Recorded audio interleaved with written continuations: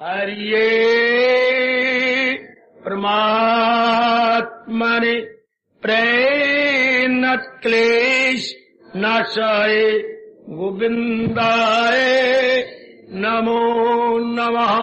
गोविंदाय नमो नमः। श्री कृष्ण गोविंद हरि मुरारे हे नाथ नारायण वासुदेव।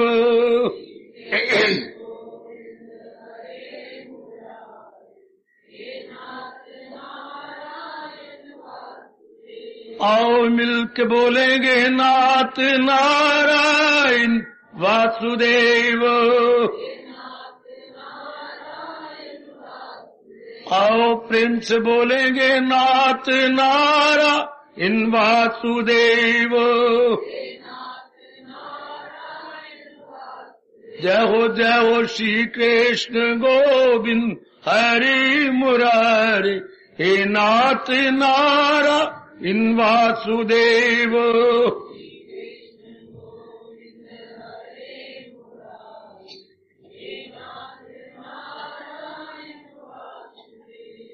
अहो भाग्यशाली कल्याणकामिनी मेरी देवियों, बड़भागी गीता अनुयायी मेरे सज्जनों, धार्मिक भाइयों, बड़ी श्रद्धा और प्रेम पूर्वक आप लोग न देरी देखते हैं न दूरी देखते हैं। अपने इष्टदेव भगवान जी की अत्यंत कल्याणकारिणी वाणी श्रवण करने के लिए इतना उत्साह दिखाते हैं। भगवान आपके इस उत्साह की पूरी कीमत दे रहेंगे और भी आगे देंगे। हम और भगवान जी की वाणी, हम है कल्याणकामी जीव। जिनमें रजोगुण बड़ा होता है वो होते हैं कामकामी जीव, कामना पूरी करना चाहते हैं। उनको लाख समझाते हो, कामना इस तरह पूरी नहीं होती। संसार की कामना जब पूरी हो जाती है, हाँ, तब हम उसको प्रयोग करते हैं। पूरी करने का मतलब कोई पदार्थ ले लिया, कोई चीज ले ली, कोई डिग्री ले ली, कोई नौकरी ले ली, शादी कर ली, हम उसका प्रयोग नहीं करेंगे, करेंगे तृप्ति नहीं होगी। ध्यान से सुनना मेरी देवियों, जरा विचार से।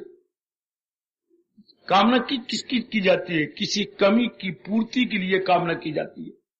वो कमी भगवान पूरी कर देती है, वो पदार्थ में मिल जाता है, हम उसके कंज्यूमर बनती हैं। थोड़े दिनों के बाद जितनी मन तृप्ति चाहता था, जितनी आशा रखता था उस पदार्थ को लेकर, वो आशा पूरी नहीं हुई, नई कामना। इसी तरह जिंदगी गुजर जाती है, नई नई कामना करते करते करते आयु समाप्त हो जाती है। तो जब तक इंसान को तृप्ति नहीं होगी, कामनाएं कभी खत्म नहीं हो सकती। कौन समझाए रजोगुनी जीवों को?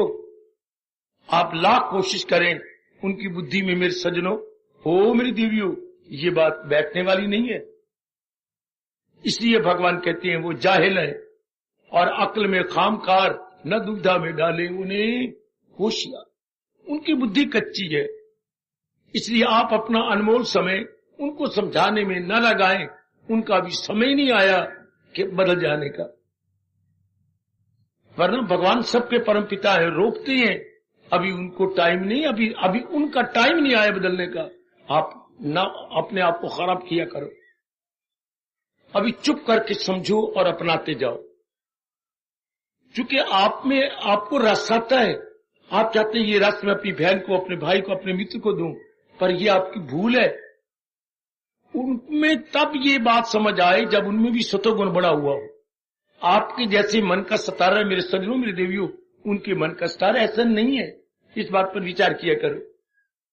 मन चाहता यही है कि जो रस मुझे आता है, जो मेरे संपर्क में है, इनको भी आए। पर अब मन को बता दी कर, मनवा तेरे ये भाव तो बहुत अच्छा है, लेकिन ये पूरा नहीं हो सकता। क्यों? क्योंकि उनके मन का स्तर ये है नहीं। दो भाइयों में मानिए बहुत प्यार है, सगे भाई है, बड़ा प्यार है, लेकिन बड़ा भाई रोता है कि मैं छोटे भाई को अपने साथ मिडिल स्कूल में या हाई स्कूल में क्यों ना ले जाऊं। बहुत रोता है अपने माँ बाप के सामने। बेटे क्यों तू रोता रहता है? मैं अपने भाई को अपने स्कूल में ले जाना चाहता हूं। पर नहीं ना, तुम्हें 3 साल का फर्क है, तुम 8वीं में हो, ये 5वीं में है। पढ़ाई का स्टैंडर्ड दोनों में अंतर है।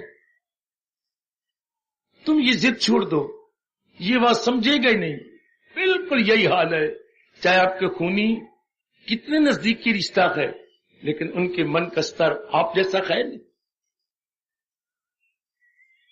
इसलिए मन को समझा दिया करो और अपना समय न जाया किया करो मेरी देवी।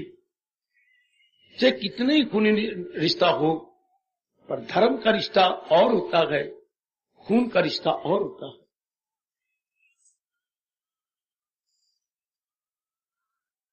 भगवान जी जोर देते हैं कि अपनाने की चेष्टा करो। गीता जी का ज्ञान हमारे कल्याण के लिए है, क्योंकि हम कल्याणकामी जीव है ना, हम अपना कल्याण चाहते हैं।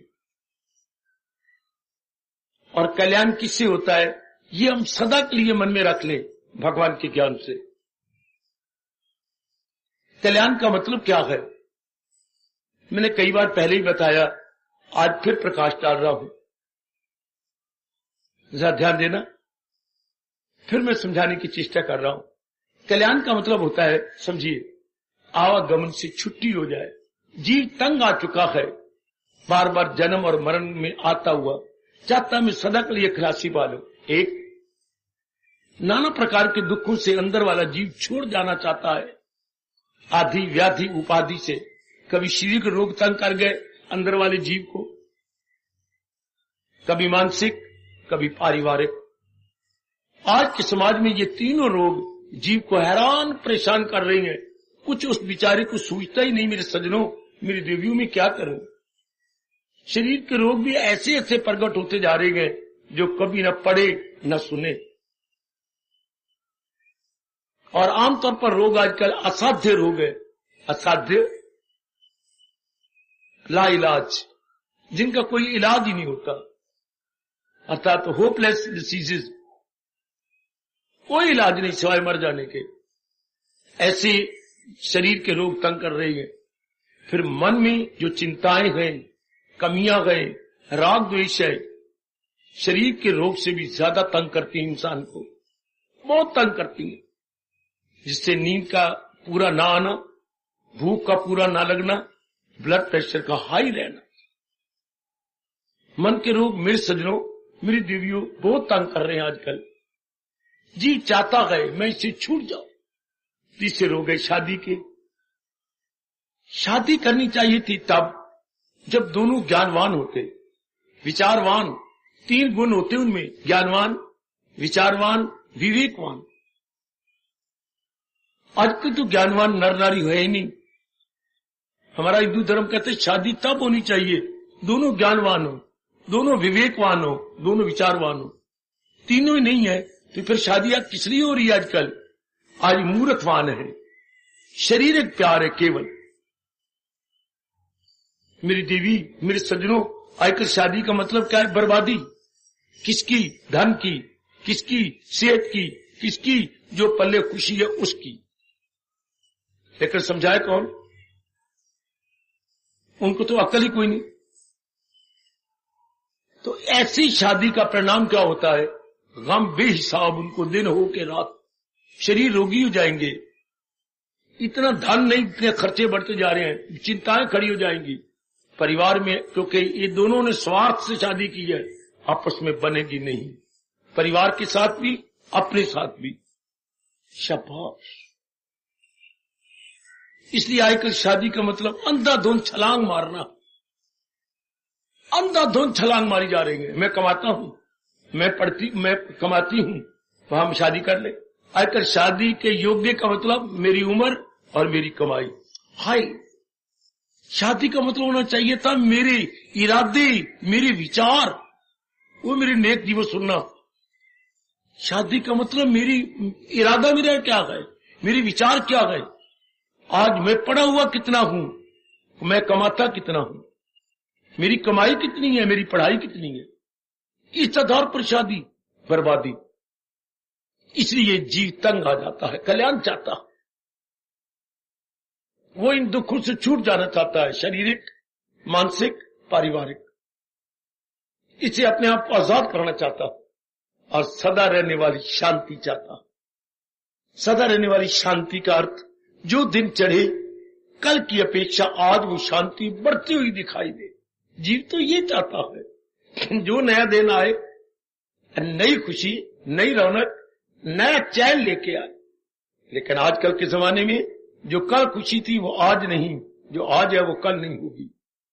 ये कब होता है? आप में से कोई, ये कब होता है कि जो खुशी आज है वो कल नहीं होगी, कल घटती हुई नजर आएगी?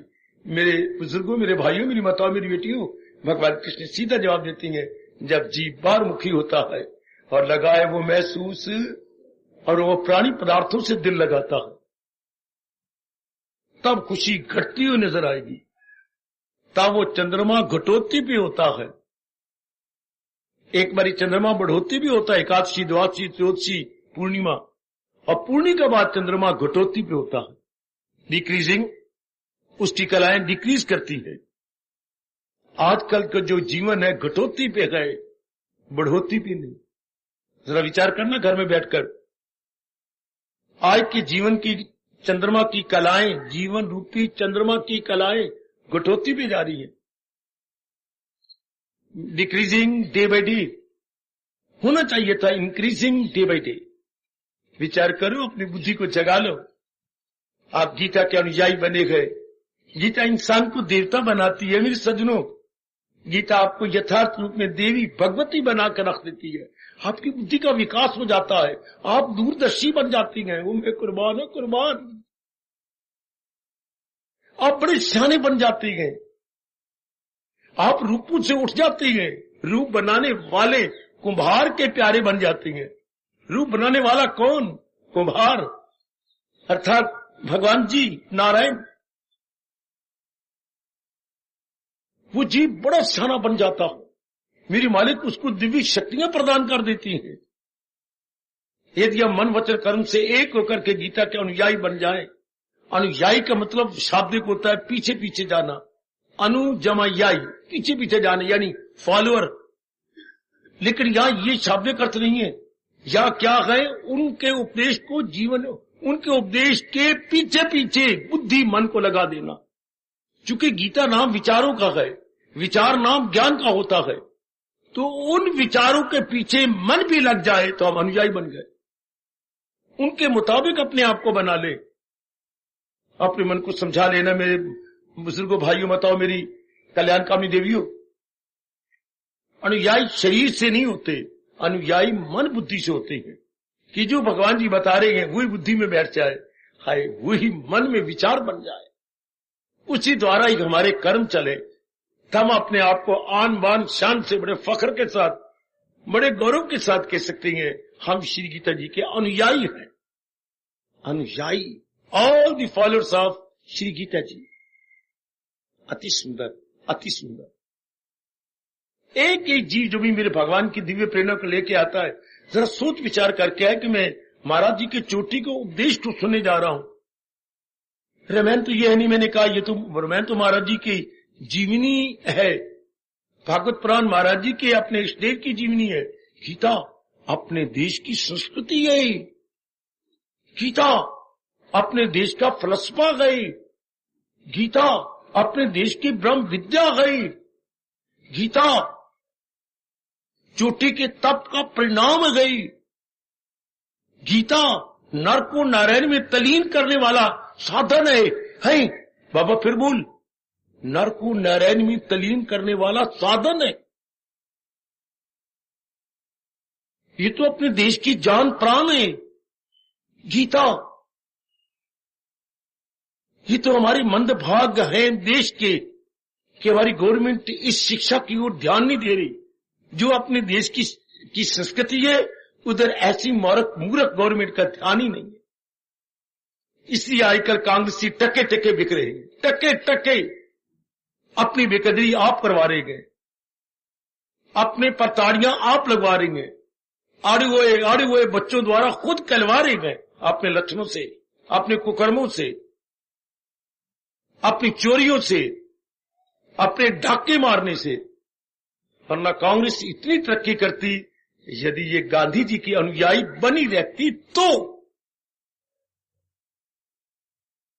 गांधी तरसता हुआ मर गया, उनकी जीवनी पढ़ना कि मैं एक एक बच्चे को मजबूर कर दूंगा कि वो गीता को पढ़ेगा। आगे देखना क्या छपा है उनकी जीवन में, गीता को गढ़ेगा। कहां गया बापू को सपना? और ये कहते हैं कि हम कांग्रेसी हैं। किस बात के कांग्रेसी? लूटने के लिए, देश को बर्बाद करने के लिए, अपने देश के बच्चों का रुपया खाने के लिए।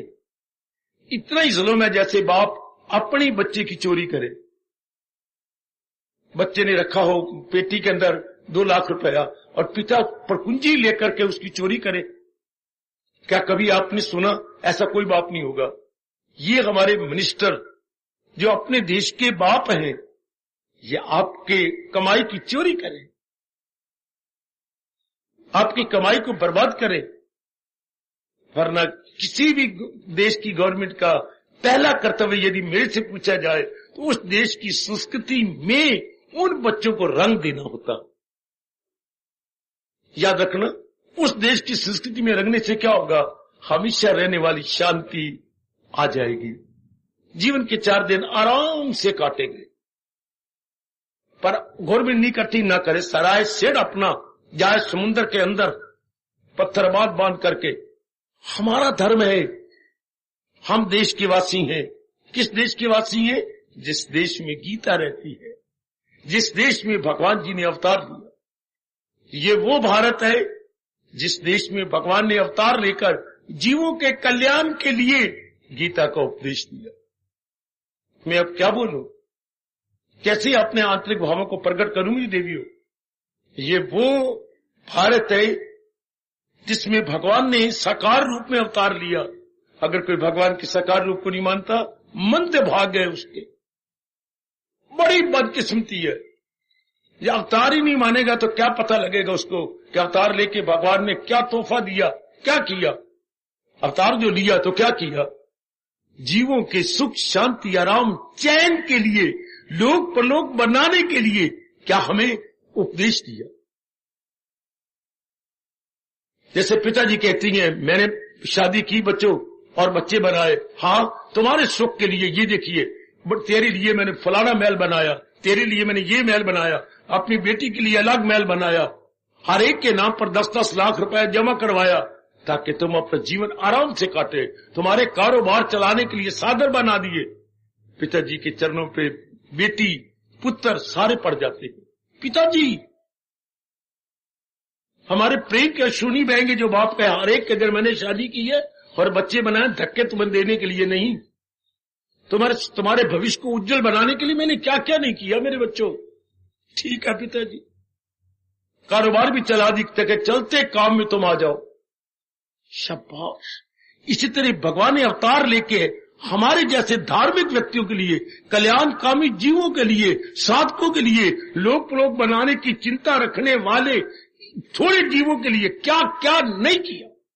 क्या मैं ही ये विचार लेके मर जाऊंगा? आप अपनी विचारधारा ऐसी बना लो ना कि अवतार लेके भगवान ने कल्याणकामी जीवों के लिए क्या क्या नहीं किया। कल्याणकामी जीवों के लिए जो केवल खाने पीने और बच्चे पैदा करने में नहीं रह जाना चाहते, बल्कि आगे बढ़ना चाहते हैं, बुद्धि को खोलना चाहते हैं, बुद्धि को खोल के विकास करना चाहते हैं बुद्धि का। और विकास के बाद वो जिज्ञासु बन जाए। जिसकी बुद्धि का विकास होगा वो भगवान का जिज्ञासु बन जाएगा। जिज्ञासु को अंग्रेजी बोलती है सीक। सीक को तो ढूंढना। बनाइए इसका नाम सीकर। मैं सटिक कर नहीं बोल रहा, सीकर, ढूंढने वाला। किसको? भगवान को। Sikar of almighty. हमारा बड़ा प्यारा शब्द है जिज्ञासु। जिसकी बुद्धि का विकास होगा, मैं आपसे कह रहा हूं, वो जिज्ञासु बन जाता है अपने भगवान का। क्या मतलब? उसके अंदर ये पहला प्रश्न हैरान कर देता है, मेरी मालिक ने मुझे क्यों जन्म दिया? हाय बड़ा इनकलाबी प्रश्न हो मेरे सज्जनों, वो चूम लो इस प्रश्न को, चूम ले मेरी पुत्र, तूने कईयों को चूमा होगा, एक बार मेरे कहने पर इस प्रश्न को चूम कि मेरे मालिक, मेरे दयालु प्रभु ने, मेरे इष्टदेव जी ने, मेरे परम पिता ने, मेरे नारायण ने मुझे क्यों पैदा किया। शपथ, बहुत ही क्रांतिकारी प्रश्न, वेरी वेरी रेवोल्यूशनरी क्वेश्चन, इंसान की बिगड़ी बनाने वाला ये प्रश्न। दुनिया में नाना प्रकार की इंक्वायरी होती है। जब आप इंटरव्यू देने जाते हैं तो वो क्या करती हैं, आपसे प्रश्न तो करती हैं, इंक्वायरी का जवाब चाहते हैं आपसे कि जनाब कितने पानी में खड़े हुए। दुनिया में बड़ी इंक्वायरी होती है। लो रेलवे इंक्वायरी, 24 घंटे बेचारा कोई न कोई बैठा रहेगा आपकी इंक्वायरी का जवाब देने के लिए। ये रोडवेज इंक्वायरी, बड़े बड़े हादसों में एक इंक्वायरी का जवाब देने वाला मेरे सज्जनों बैठा रहता। लेकिन दुनिया में अगर सबसे छोटी कोई इंक्वायरी हुई है तो वो क्या है, मैं जन्मा हूं तो मैं कौन। सुनो जरा ध्यान से, अगर दुनिया में सबसे ऊंचाई पर कोई चोटी की अपने पहाड़ी है या पहाड़ है तो हमारा हिमालय, आपको जानते ही है। हिमालय दुनिया भर में सबसे बड़ी चोटी रखता। इस तरह दुनिया में सबसे बड़ा प्रश्न अगर किसी ने किया है तो हिंदू धर्म ने, कि मेरे मालिक ने मुझे क्यों पैदा किया। That is the best and the last inquiry and the final inquiry. और जानकारी मेरे से ले लो, this is the best final, this is the best last and final inquiry. This is supreme, मैंने बेस्ट शब्द कहा, मुझे सुप्रीम कहना चाहिए। This is supreme, last and final, 3 शब्द ले लो मेरे से, सुप्रीम, लास्ट एंड फाइनल। इसके बाद और कोई इंक्वायरी नहीं हो सकती है। मैं कौन हूं, मेरे मालिक ने मुझे क्यों पैदा किया। तो जब गीता जी को पकड़ के जवाब मांगा जाता है, फिर पता लगता है कि मैं जीवात्मा हूं, मैं भगवान का अंश हूं। I am the part and parcel of almighty. लेकिन पार्ट एंड पार्सल कैसा, इनसेपरेबल। मैं अपने भगवान का अभिन्न अंश हूं। सुन मेरी बेटी, सुन मेरे भाइयों, मेरे बुजुर्गों, अभिन्न अंश जो महाराज जी से अलग नहीं है। मैं महाराज जी का अंश हूं, लेकिन कोई भगवान के टुकड़े नहीं हो गए कि एक टुकड़ा मैं हूं, एक टुकड़ा आप है, एक टुकड़े वो है। नहीं, अभिन्न अंश, इनसेपरेबल। सुनो मेरे बच्चों, सुनो मेरी लाडली अच्छी कल्याणकामी देवियों, हम भगवान के अंश हैं। कैसे टुकड़े, कोई अंश जैसे खरबूजे के टुकड़े कर दी जाती हैं? नहीं, भगवान के ऐसे टुकड़े नहीं होते जैसे आम की फाड़ी के टुकड़े होती है। नहीं, खरबूजे के टुकड़े उतरे नहीं, आम की फाड़ी की तरह टुकड़े नहीं। तो फिर बाबा, हम अगर टुकड़ी और अभिन्न अंश है तो कैसे, जैसे सूर्य की शुआएं होती है। बड़े कमाल का दृष्टांत व्यास जी ने आपको दिया। सूरज की किरणें, सूर्य की शुआएं जो सूरज से निकल के प्रकाश दे रही हैं, आपको छू रही हैं, लेकिन क्या किरणें सूरज से अलग है? बाबा बाबा बाबा, नहीं, कदापि नहीं। सूर्य किरणें सूर्य के साथ संबंधित है, संलग्न है, कांटेक्ट है, उसके साथ अफिक्स है, अलग नहीं हो सकती। इस तरह भगवान के हम अंश हैं, लेकिन अभिन्न अंश उनके साथ संलग्न है। कैसे? चूंकि भगवान सर्वव्यापी है। भगवान को एक जगह नहीं रहते। भगवान क्या है? ओमनी प्रेजेंट, हर जाई है। उन्हीं की शक्तियां हमारे में आ रही हैं। वाह, जैसे सूरज बहुत बड़ा है, हां, अपने देश में हर जगह उनकी किरणें जाती हैं। हर जर्रे जर्रे में, कण कण में सूर्य की किरणें जा रही हैं। बिल्कुल इस तरह सूर्य तो खैर नजर आता है, सूर्य तो भगवान से छोटा है, पर भगवान तो सर्वव्यापी है। सूर्य को हम सर्वव्यापी नहीं कह सकते। हमारे देश पूरब में इधर है, पूरब में है तो पश्चिम में नहीं है, पश्चिमी देश विदेशों में नहीं है। आप विदेश में जा रहे हैं तो हमारे देश में सूर्य की किरणें बंद हो रही हैं। हां, भगवान को ऐसा नहीं कह सकते। भगवान तो सर्वव्यापी है। ये नहीं कि यहां है और कहीं नहीं है ना, भगवान तो हर जगह है। उन्हीं की शक्ति हर रूप में जा रही है, उसको जीवात्मा कहती हैं। अभिन्न हम क्यों पैदा हुए? जब सवाल उठता है मेरे मालिक ने मुझे क्यों पैदा किया, क्यों पैदा किया? एक ही जवाब आता है, अपने मालिक को अनुभव करने के लिए। क्यों? मालिक को अनुभव करके मैंने क्या लेना है? मेरी शांति बढ़ेगी। अच्छा, मेरे जीवन से अनेकों को लाभ होगा। अच्छा, और यदि मैं अपने भगवान को नहीं जानता तो दूसरे रूप में संसार है, मैं संसार के साथ संपर्क करूंगा। अच्छा, संसार में वृत्तियां हैं, संसार में वृत्तियां हैं।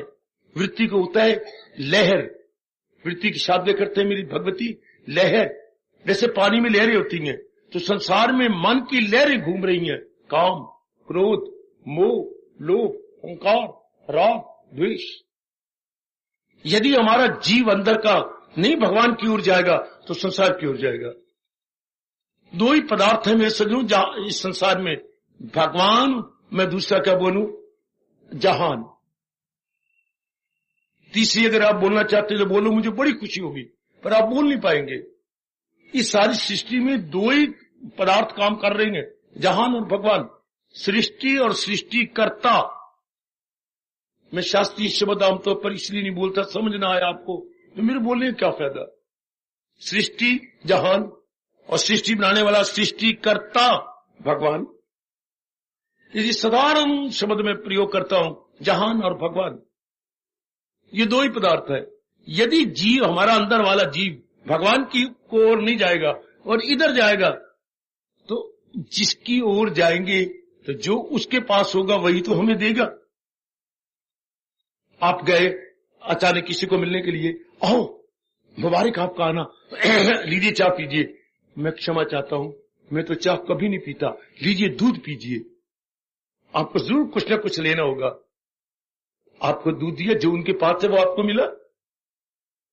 आप कहीं और गए, हाँ वो भोजन कर रहे थे, ना चाहने पर भी आपको थोड़े से गिलास प्राप्त करने पड़े। तो नियम क्या है मेरी भगवती, जो जिसके पास चीज है जाने पर वही देता है। तो जहान के पास है ये वृत्तियां हैं।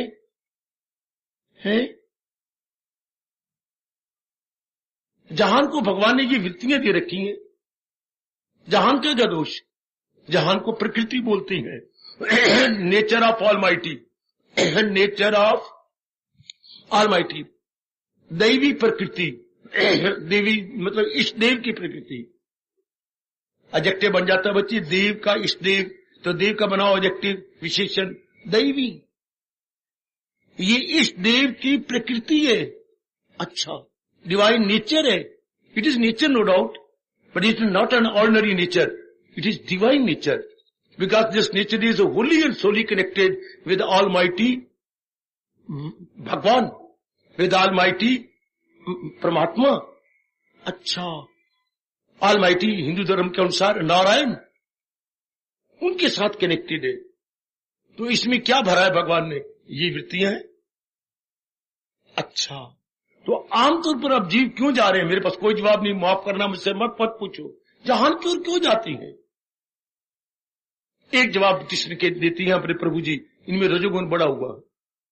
तो रजोगुण के बढ़ जाने पर 14वां अध्याय बताता है जीव बार मुखी हो जाती है। बार मुखता का मतलब आने उनके पाठ पंजाबी बोलते हैं आने पार के देखना। वो प्राणी पदार्थों को आने पार के देख सको। उनका जीवन का उद्देश्य प्राणी और पदार्थ है। ये मिल जाए, ये मिल जाए, ये चीज मिल जाए, मुझे ये आनंद तो मिल नहीं रहा, खुशी तो मिल नहीं रही, चीजें बदलते चले जा रही हैं। इसे इनको बाहरमुखी बोलती हैं। आजकल के नर नारी बाहरमुखी हैं। क्या मतलब? वो प्राणी पदार्थों को प्राप्त करना चाहती हैं। क्यों? तृप्ति लेने के लिए। कभी हो ही नहीं सकता, प्राणी पदार्थों से कभी तृप्ति नहीं मिलती, क्योंकि भगवान ने इनको अधूरा बनाया है। अधूरी चीज क्या होती है?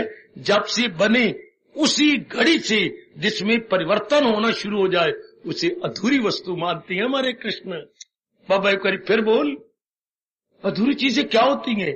जिस दिन से महाराज जी ने इन्हें बनाया है, प्रकट किया, उसी फ्रॉम दैट वेरी मोमेंट उसी घड़ी से, उसी दिन से इनमें परिवर्तन आना शुरू हो गया। परिवर्तन होता होता होता होता क्या होता है, ये फिर वहीं चली जाती हैं जहां से भगवान ने बनाई थी 5 तत्वों में, जिसको हम मौत कह देते हैं। लेकिन अगर संस्कृत में तर्जमा करना हो, मेरे पिताजी मर गए, तो वह मरना नहीं बोलेंगे, हम बोलेंगे मम पिता 5 तत्वे गता बोलेंगे। देखिए अनुवाद देखिए, 5 तत्वे गता, वो 5 तत्वों में वापस चले गए। देखिए जरा अनुवाद संस्कृत में। व्यास जी नहीं मानेंगे कि आपको निधन शब्द लगाए, मेरे पिताजी का निधन हो गया, नहीं, हमारे संस्कृत में यह तर्जमा गलत माना जाता है, शुद्ध काट दिया जाएगा। मम पितर 5 तत्वे गता, हाय मेरे पिताजी 5 तत्वों में चले गए, क्योंकि शरीर आया उन्हीं से गए, और परिवर्तन होता होता उसी दिन बहुनाम जन्मनाम अंते ज्ञानवान माम प्रपद्यते। बहुत जन्मों के बाद जीव भगवान का प्यारा बनकर प्रपद्यते मां प्रपद्यते। मैं क्या संस्कृत बोलूं, मैं तो बड़ा रास्ता था, पर आप समझते नहीं ना। ज्ञानवान मां प्रपद्यते, कितना प्यारा और नो सोना सोना शब्द है, प्रपद्यते मां प्रपद्यते। बहुत जन्मों के बाद मेरे सज्जनों, तो हरे के बस की बात नहीं। तो वो जीव क्या होता है आमतौर पर बारमुखी, हालांकि धक्के भी खा रहा है जलील, फिर भी वही का वही रह जाता। कितना है, कितनी हैरान, उनको हमारे पर बिल्कुल विश्वास ना हो, गीता पर नहीं विश्वास ना सही, भगवान पर विश्वास ना, तजर्बों से भी नहीं सीखता। आपने जो कड़े तजर्बे होती हैं वो इंसान के गुरु बन जाते हैं, इंसान के टीचर बन जाती है। नहीं, न गुरु न टीचर, इंस्ट्रक्टर बन जाती। Resolve worldly barriers, afflictions and difficulties and complications becomes in the long run instructor. जैसे आपके कॉलेजों स्कूलों में इंस्ट्रक्टर हैं, सिखाने वाले, किसी आर्ट को सीखना तो इंस्ट्रक्टर होता। जैसे कोई पॉलिटेक्निक कॉलेज में कितने इंस्ट्रक्टर, इतनी ये मुसीबतें, ये दुख, ये आफते, ये आपकी जो है पचीदगी, ये आपकी दूसरे हालचाल, ये सारे क्या है, ये हमारे इंस्ट्रक्टर, ये हमारे शिक्षा देने वाले शिक्षक है। तो अभी उनका जब समय होगा देखना, अभी आप अपने को लीजिए, वो तो बाहरमुखी रहेंगे। तो बाहरमुखता में क्या होता है, अब हर जीव आज बना हुआ है नारी और नर भी, कामी, क्रोधी, लोभी। भगवान ने कहा ये इतना दुख देती है, इतना दुख देती है, मुझे नहीं समझ आई बच्चे, मैं क्या बोलूं। भगवान ने खुद बनाई वृत्तियां, खुद संसार को दी, और परिणाम रूप में कह रही है जहां काम बड़ा होगा, क्रोध बड़ा होगा, लोभ बड़ा होगा, ये नरक के 3 द्वार, इन्हें छोड़ इनमें न हस्ती को अपनी मिटाना। 16वें अध्याय के आखिर में भगवान ने कहा ये 3 वृत्तियां बढ़ जाएंगी संसार में। आज देख लो, जगह जगह काम के अड्डे हैं, जगह जगह। कभी ये हम सुना था कि नारियां भी नाई बन जाएंगी, ब्यूटी पार्लर। मेरी बेटी, ये ब्यूटी पार्लर नाइयों का काम मेरे बच्चे, और वो जेंट्स को लेना चाहिए ना कि नारी को। उनके सजाना धजाना, अपने अंग नर के साथ भी स्पर्श करवाना कहां तक वाजिब है मेरे देश के अंदर? भारत की सभ्यता कहां तक आपको आज्ञा देती है? 1% भी नहीं। जबकि आप एक मामूली सी महिला है, आपको अपने ऊपर संयम नहीं है, लड़के को बिल्कुल ही संयम नहीं है, और उनको सजाया धजाया जाता है। हर मेरी बेटी नाई बनती जा रही है। देखिए जरा काम कितना बड़ा हुआ है, छोटी सी बात से आप भड़क उठती हैं। क्रोध कितना बड़ा हुआ है, लोभ कितना बड़ा हुआ है। तो तीनों क्या, नरक में क्या होता है? अत्यंत दुख मिलता है जीव को। नरक का अभिप्राय समझिए क्या, एक्सट्रीम पेन, एक्सट्रीम पेन। अच्छा, तो अब इन तीनों वृत्तियों का परिणाम क्या होता है मेरे सज्जनों? क्या अत्यंत दुख, अतीव दुख। क्या काम से नहीं मिल रहा जीव को, क्रोध से नहीं मिल रहा, लोभ से नहीं मिल रहा। इसलिए मेरे भगवान ने इनको नरक के 3 द्वार माना है और खुद हमारे जैसे कल्याणकामी जीवों को कहा, इन्हें छोड़ इनमें न जाना कहीं, न हस्ती को अपनी मिटाना कहीं, न पुत्र नहीं जाना। जब हम थोड़े थोड़े बड़े हुए ना, मैं आपको अपने घर की बात बतलाऊं, बल्कि हर एक घर की बात। मेरा जन्म लैलपुर का है, तो उधर पिताजी हर घर में, जब हम मिडिल स्कूल में जाते थे, प्राइमरी स्कूल तो नगर के पास होते थे, मिडिल स्कूल के लिए वहां लैलपुर में दूर जाना पड़ता था, हाई स्कूल मिडिल के लिए। तो जब हम उधर जाते ना, जाने लगते, जब 4th जमात पास कर लेते, तो मेरे ख्याल में हर घर में ये कहते थे, बेटे हाँ अब तुम बाहर जा रही हो, लैलपुर से जरा बाहर, सिटी से बाहर। हाँ पिताजी हम बाहर जा रहे हैं, तुम्हें साइकिल अब हम नया ले दे रहे हैं। हर पुलिस मशहूर था साइकिल उन दिनों, जो 32 रुपए का आता था हर पुलिस। मैं बात ये आपको मेरी देवी 1940 की सुना रहा हूं, 1940। तो पिताजी बोलते थे, आप साइकिल ले लिया ना, तुम्हें चलाना भी आता है। हाँ अब कई रास्तों से तुम जाओगे ना, फलाने तरफ से ना जाना। हाँ वो मोहल्ला गंदी लड़कियों का है। अच्छा वहां जाने वाले बदमाश बन जाती है, गंदी बन जाती है। कहीं नहीं जाएगा? पिताजी बिल्कुल नहीं जाऊंगा, और रास्तों से मैं स्कूल पहुंच जाया करूंगा। अर्थात वेश्याएं वहां बड़ी प्रसिद्ध थीं। माफ करना मेरी बेटियों, मेरी पुत्रियों। तो पहले ही हमें चेतावनी दी जाती थी, उधर नहीं जाना। पिताजी बिल्कुल नहीं जाएंगे। आहा हा, एक बार या 2 बार छोड़कर, क्योंकि उधर मास्टर जी ने कहा था हाई स्कूल स्टेशन पे जाना है, और मेरी ये चीजें हम 1-2 बार गए होंगे, गुजर के स्टेशन पे पहुंचे उधर, वरना हम कभी भी नहीं गए।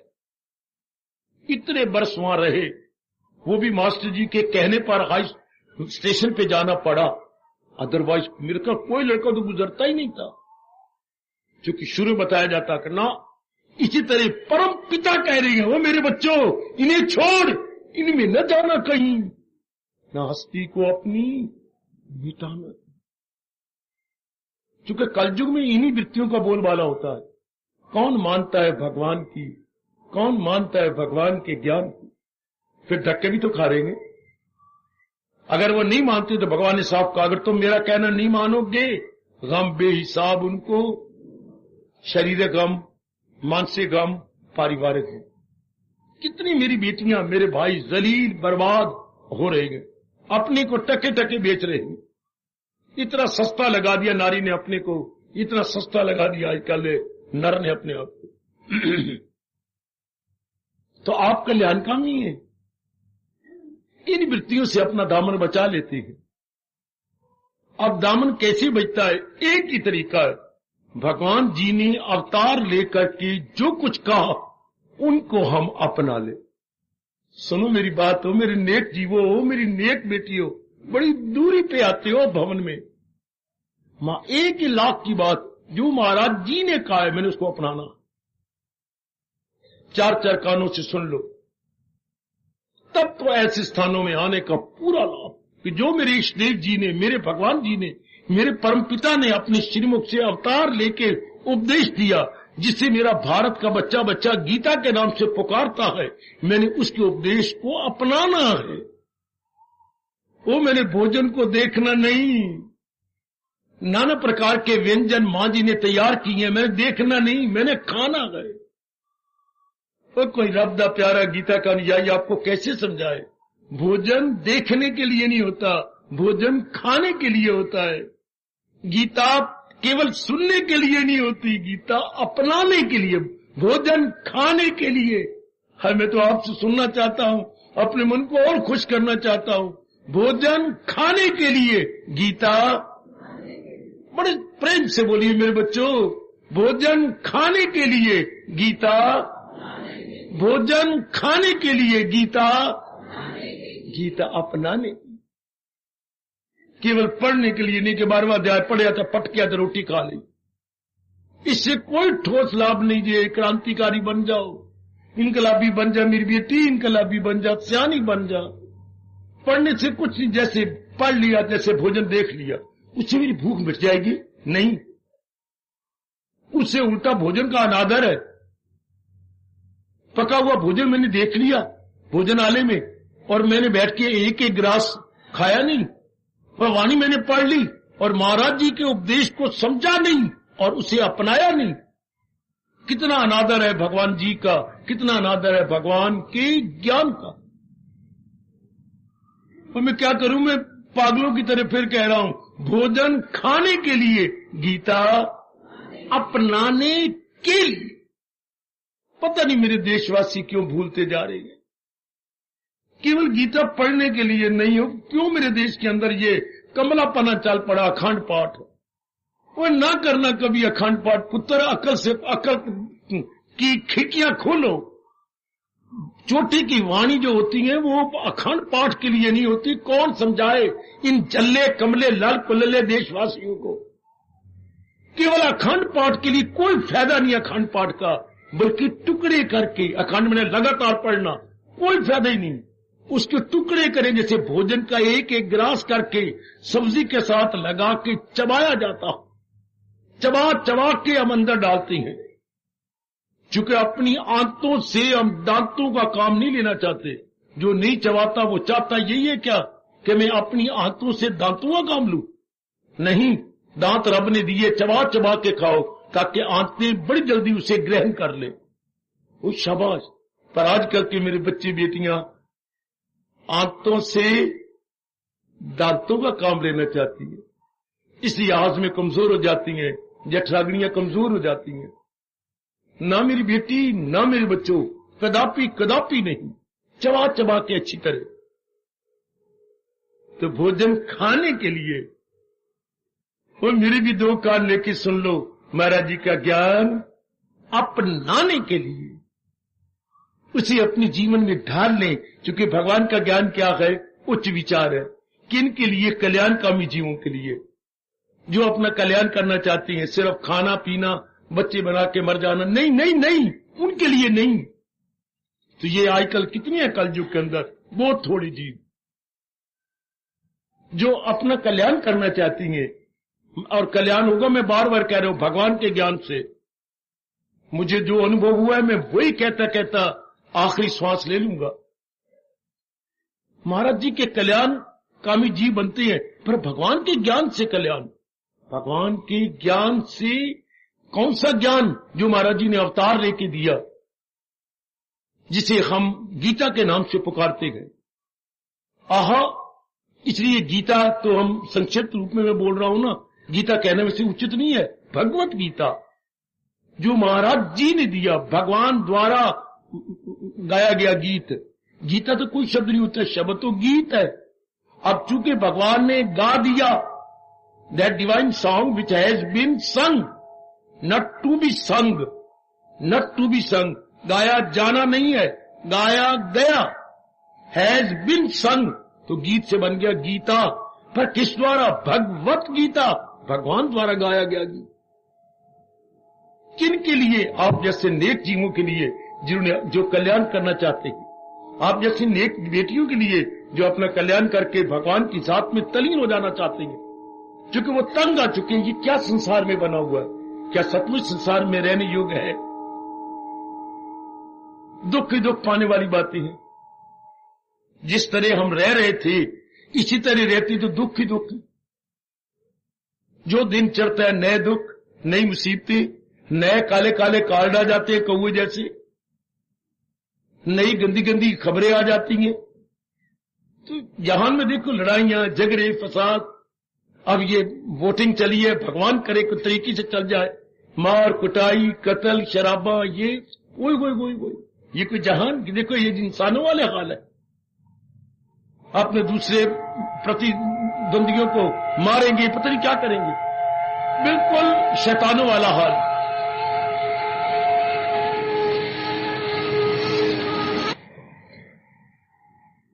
आप इंसान की शक्ल में हैवान देखेंगे तो इंसान का मन तंग आ जाता है।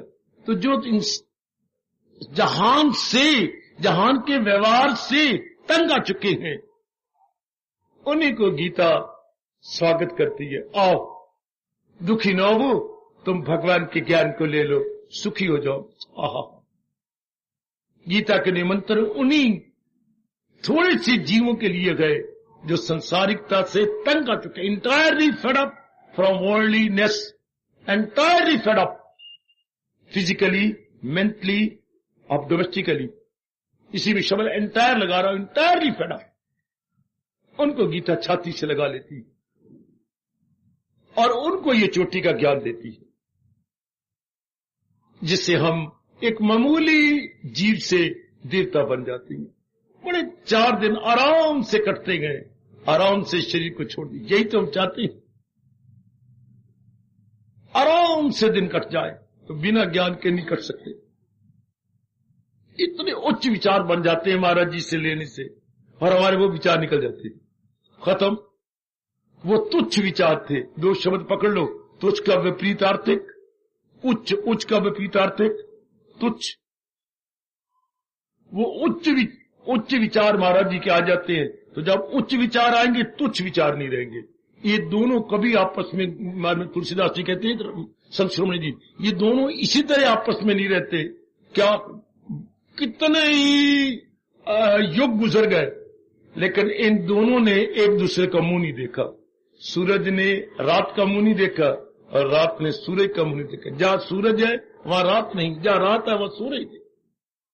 युग युग गुजर गए, युग युगांतर गुजर जाएंगे, पर दोनों अपना मुंह नहीं देखेंगे। आहा, जहां रजनी है, हां, वहां दिनेश नहीं, और जहां दिनेश है वहां रजनी नहीं। दोनों ने भी, इनका मिलाप हो नहीं सकता। इसी तरह जहां अज्ञान है वहां ज्ञान नहीं है, और जहां ज्ञान है वहां अज्ञान रह नहीं सकता। महाराज जी के ज्ञान की कदर कर लो, 4 दिन बड़े आराम से कट जाएंगे। ऐसा मन में बिठा लीजिएगा, चूंकि आप कल्याणकामी है। आहा, वैसे जीव 2 प्रकार की होती है, कल्याणकामी और अपने कामकामी। लेकिन आप व्यास जी ने और आगे खोला कि नहीं, और खोल लो, 3 प्रकार के जीव होते हैं। एक साधारण जीव, साधारण, ये आम जो बारमुखी है। एक होती है साधक, आप जैसी साधना करने वाले, और साधना करते करते सिद्ध हो जाती है। तो 3 प्रकार के जीव, साधारण, साधक और सिद्ध। सा स, जैसे उधर गंदे शब्द है कंच, का कंचन कामनी कीर्ति, इधर है स साधारण, साधक और सिद्ध। मुबारक जीवो, अपने भगवान के ज्ञान की कदर करो, जो महाराज जी ने अवतार लेके आपको दिया। भगवान के अवतार का चोटी का गिफ्ट क्या है? गीता। मैं यही समझाने बताने आपको आता हूं हर सुबह हर शाम। भगवान की गिफ्ट की कदर को। जमाना गिफ्ट का है, महाराज जी भी तुम्हें गिफ्ट दे गए हैं अवतार लेकर। कौन सा? गीता। ओए होए, गीता तो दुनिया में चोटी का गिफ्ट है। यही तो गीता बताएगी जब आप कहोगे मैंने मेरा जन्म क्यों हुआ। फिर आपका दूसरा प्रश्न होगा, फिर ये प्रकृति क्या है। तीसरा आपका प्रश्न होगा, प्रकृति और मुझे चला कौन रहा है। बस इन 3 प्रश्नों में इंसान की इंसानियत, इंसान का कल्याण छिपा पड़ा। मेरे मालिक ने मुझे क्यों पैदा किया, और जिस जगह पैदा की ये प्रकृति क्या है, और इन सारों को चला कौन रहा है। इन सारों का कौन है संचालिक ऑपरेटर। कौन मुझे ऑपरेट कर रहा है। छोटे पैमाने पर कौन मुझे ऑपरेट करता है, और व्यापक रूप में लार्ज स्केल में कौन इस प्रकृति को संचालन कर रहा है, ऑपरेट कर रहा है। भगवान जी। ध्यान देना बेटी, हमारे शरीर के ऑपरेटर कौन है, छोटे पैमाने पर होगी बात, भगवान जी। और इतनी बड़ी प्रकृति का यानी व्यापक रूप में ऑपरेटर कौन है, वही भगवान जी। इसलिए व्यास जी ने अनुभव करके मुझे और आपको बता दिया, जो पिंड में है वही ब्रह्मांड में है, जो ब्रह्मांड में है वही पिंड में है। ये आपके देश का जयकारा है। ये नहीं कि पिंड में कोई और है और ब्रह्मांड में कोई और है, नहीं। समाज स्केल पे वही मेरे इष्ट देव है और लार्ज स्केल पे नहीं, व्यापक रूप में भी वही प्रभु है। अच्छा, तो फिर अगर हम आगे बढ़ते जाएंगे तो हम कहेंगे फिर भगवान वो कौन है? भगवान सत्य है, हाय भगवान चित्त है, भगवान आनंद है। ये 3 इंक्वायरी करने के बाद जब ये सारी इंक्वायरियां ठीक ही तरीके से जवाब मिल जाता है तो फिर भगवान क्या करते हैं? आपको छाती से लगाती है जी, और आपका मस्तक चूमती हैं जी, और मुख से भी कुछ बोलती हैं जरूर। वो तन मन से करता गए भक्ति। ये 3 इंक्वायरियों का जब पूरा जवाब मिल जाता है और हमारी शंका किसी प्रकार की नहीं रहती, शंका का समाधान हो जाता है, तो तब भगवान कहते ऐसा जीव मेरी भक्ति दिलो जान से करेगा, वो तन मन से करता गए। क्या आप, मैं और आप इसी में आ गए हैं? क्या मैं ये पूछ सकता हूं अपनी माताओं और अपनी लाडली बेटियों से, क्या हम इसी जुमरे में आ चुके हैं, इसी कैटेगरी में आ गए? तन मन से करता गए भक्ति। रात्रि को सोने से पूर्व जरूर अपनी इंक्वायरी करो, क्या मैं इसी कैटेगरी में आ गई? तन मन से। कोई भगवान ने पूरा जवाब दिया मैं कौन हूं, भगवान ने पूरा जवाब दिया ये प्रकृति क्या है, भगवान ने अपने बारे में विस्तार पूर्वक गीता जी में बताया है। तो क्या मैं दिलों इस सारे 3 प्रश्नों का जवाब लेकर तन मन से भगवान की भक्ति कर रहा हूं? अपनी बुद्धि और मन पूर्ण रूपेण महाराज जी में लगा चुका हूं। हर एक का अपना अपना इनकलाबी बड़ा कल्याणकारी प्रश्न है, बहुत क्रांतिकारी और बहुत कल्याणकारी प्रश्न। हार्दिक धन्यवाद, हार्दिक आशीर्वाद।